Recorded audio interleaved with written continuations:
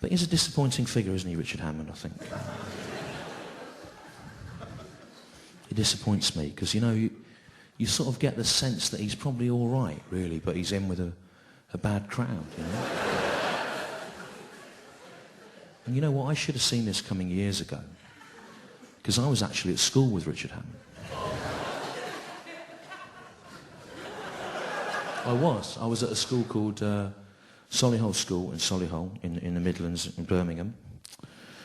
Richard Hammond was there. If you don't believe me, you can look it up on the Wikipedia, and there's a list there of all the other Z-grade celebrities that went to Solihull School. I'm on it. Richard Hammond's on it. He was about 5 years below me.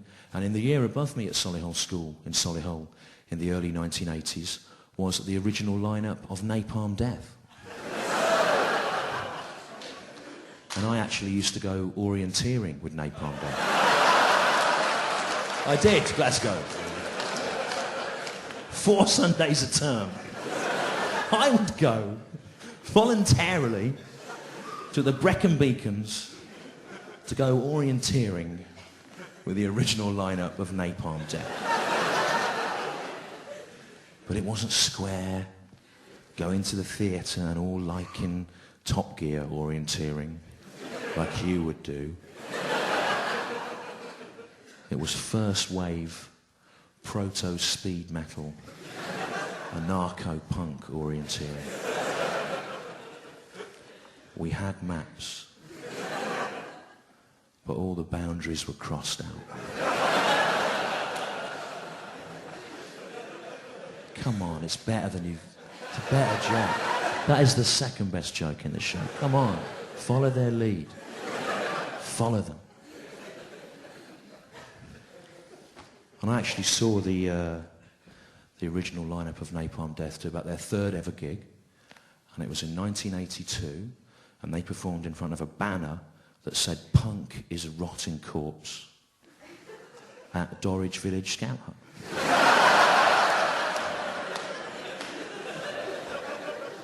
But they were nice lads, Napalm Death, the old Nick Napalm, he was a singer. That wasn't his real name, ladies and gentlemen. His real name was Ian Napalm. Are you happy now? Is that what you want? That's not what they want.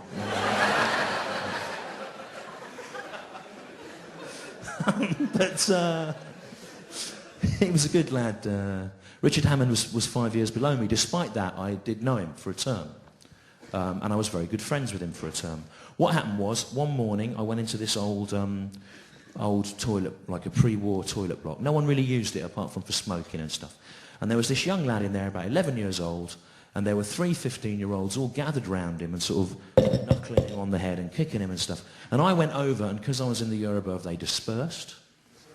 And I said to this little boy, "What's your name?" And he said, "Richard Hammond." And I said to him,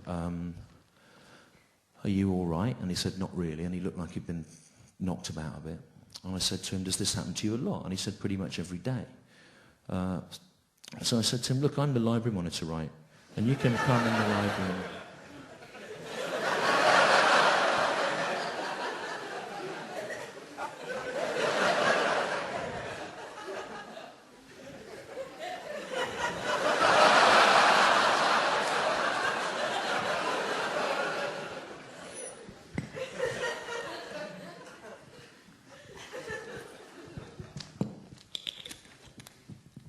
Hey, now, I did this show 30 times in Edinburgh in the summer. And in Edinburgh, the library is not the funny part of this show. Okay, I'm not having a go, I'm just saying.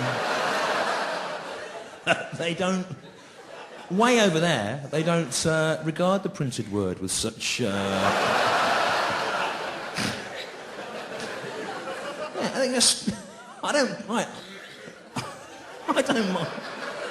don't mind what you laugh at, right? I'm happy for anything. But the thing is, this story's about 5 minutes long, and it takes place in a library, and there's people walking out there. There's people going, everyone's got a cut-off point with taste issues, you know. The Glasgow crowd, I didn't expect to come out and hear about the books and words. It was disgusting.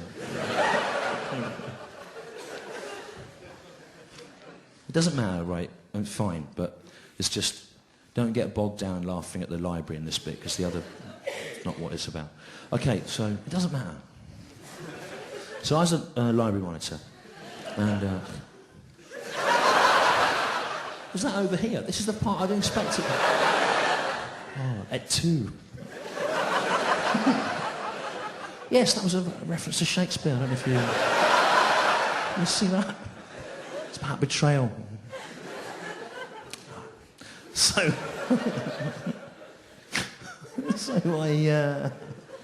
anyway, I said to Richard Hammond he could come in the library any time, and they wouldn't come and find him there. He came the next day, and he was really nice. He helped me file loads of books away, and then he just got on with some little drawings, little funny animals and stuff. And he did. That's what he was really good at, little. And then he came back the next day. He came back pretty much every day for the whole of the rest of the term, apart from when he had sport or army cadets he was in. And he was really nice. And, you know, the first couple of weeks he did what any 11-year-old boy left alone in a library would do. He used to get down all books about the human body and art and look for nude women in them, you know. And in the end I said to him, look, Richard, you're here every day. You may as well try and read something good. And I tried to get him to read some of the sort of books I was reading at the time, you know, like Camus and Sartre and Kafka and things like that.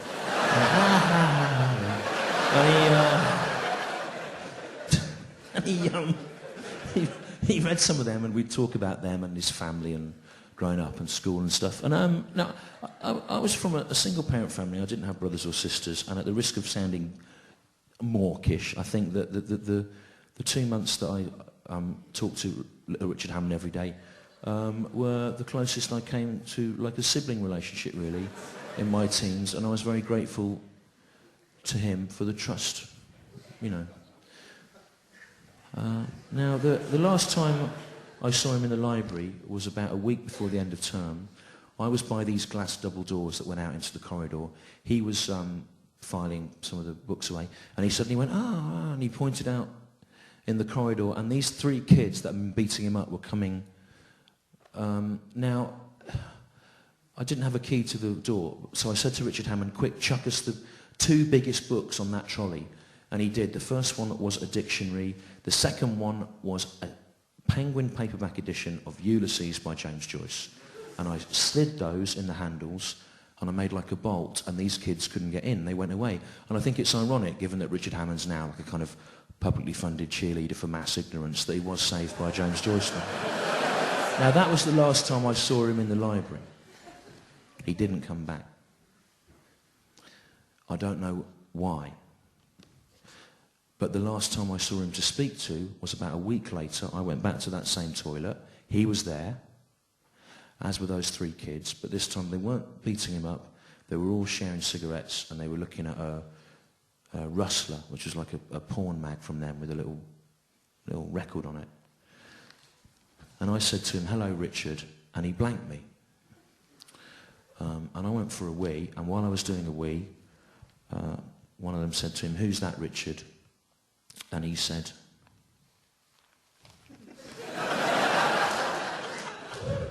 I don't know. It's some queer.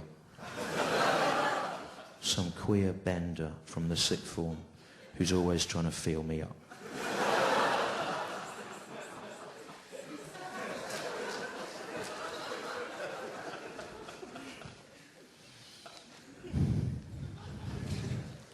Now,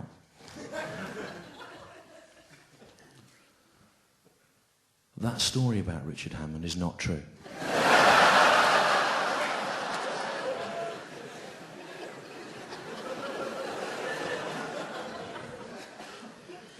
But I feel that what it tells us about Richard Hammond is true.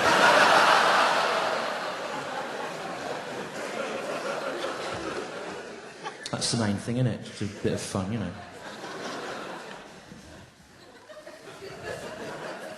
Bloke going out there. Everyone has a cut-off point.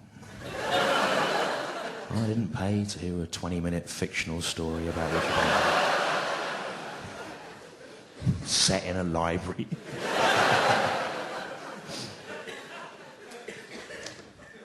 He's a disappointing figure, though, isn't he? I mean,